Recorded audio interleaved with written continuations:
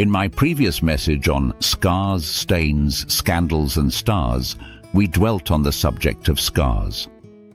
For today's topic, let's look at 2 Kings chapter 5 verse 1. Naaman, commander of the army of the king of Syria, was a great man with his master, accepted and acceptable, because by him the Lord had given victory to Syria. He was also a mighty man of valor, but he was a leper. There is an Urhobo name I admire so much, Ono Jakaroma. It means who is without some form of suffering. Usually when women in particular quarrel in a typical Urhobo polygamous family, your opponent will look for a defect or an issue you are ashamed of to insult or belittle you. Sometimes some can even deliberately get drunk and pick a quarrel with you just to insult you or release an offensive information he or she has about you. In the text above, Naaman was described as a commander of the army of the king of Syria. He was said to be a great man with his master. He was even used of the Lord to defeat Israel's army. He was a mighty man of valor. Then the word "but" was introduced into the description. He was a leper. Leprosy is characterized by ugly facial features, particularly with lepromatous leprosy. There were only two types of people that wore bells as part of their clothing in the Old Testament. The priest wore bells at the helm of his gown, so that when he is busy in the Holy of Holies, the jingling of the bells signaled that he was still alive. When those outside didn't hear the jingling of the bells, they tugged on the rope that is around his waist. If there was no response from him, the rope is used to drag him out. A leper also wears a bell round his waist. He announces his approach with the bell and screams, "Leper! Leper! Leper!" Leprosy affects the nerves, so there is loss of sensitivity in the extremities like the toes and fingers. The resultant loss of toes leads to loss of dynamism and speed. The loss of fingers reduces the ability to grip objects firmly. Sometimes there is a collapse of the bridge of the nose, and this affects their speech. Here are some questions that we should ponder on. Lepers were not expected to mix with people. Why was Naaman commanding an army? Why did Naaman have access to the king and even be held in high esteem by the king? With lost extremities and loss of sensation in his fingers, how was he able to grab a sword, spear, or bow and arrow? With loss of toes, how was he able to ride a horse and be dynamic? With the possible collapse of the bridge of the nose and the resultant effect on his voice, how was he able to command the army?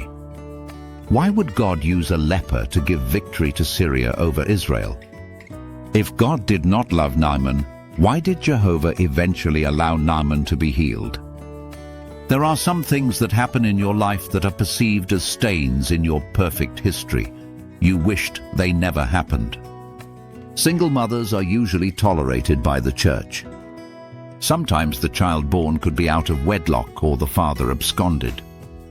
You might be very anointed, but there is a history of divorce in your life as a man of God.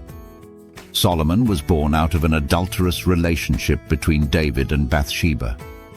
Steve Jobs of Apple was born out of wedlock to a Syrian father. The father of the mother, Catherine, said they should put that thing up for adoption.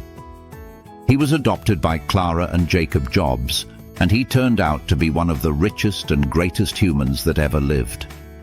Solomon turned out to be one of the wisest kings that ever lived. There is no unwanted child. There is no illegitimate child. There is no single mother. There was most likely a father irresponsible for the pregnancy. A single parent is a responsible huswife, a fusion of a husband and wife, or a famther, a father and mother fused in a mother. Many great men and women were raised by single parents and grandparents. Barack Obama is a great example. His mother married twice and his father had other children. Don't let your bad family background hold you to the ground. You did not create it. You can create a new history. A 15-year-old girl got pregnant for a 55-year-old widower. In those days, it was a taboo amongst the Salvation Army folks. The young girl prayed, "Oh Lord, I was born to be an international evangelist, but today I can't preach. Give me a baby girl that will preach the message I was to preach." That girl was born and named Amy.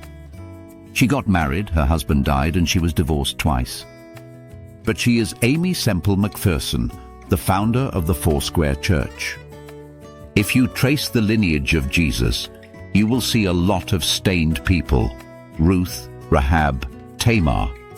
But the God of mercy still used them. Mercy is from the Hebrew word hesed. It means that when God finishes handling your case, it is as if what went wrong never existed. God is not as unforgiving as church folks. He has what is called prerogative of mercy. Who would have used a man like Saul called Paul? Who would have used a boy called Charlie Pokes to become Reverend Dr. Apoki Charles? It is now fashionable to dig up the past of people. God does not have such records once you get born again. There is even something better. Naaman was healed by Jehovah after he dipped himself into the river. There is an endless and limitless flow of the blood of Jesus that can still cleanse that stain. I hear clearly in my spirit that you must forgive yourself, walk away from your past after shutting the door of grace against them. His finished work on Calvary is enough. We are who we are by His grace. Remember the Urhobo word, ono jakaroma. God bless you.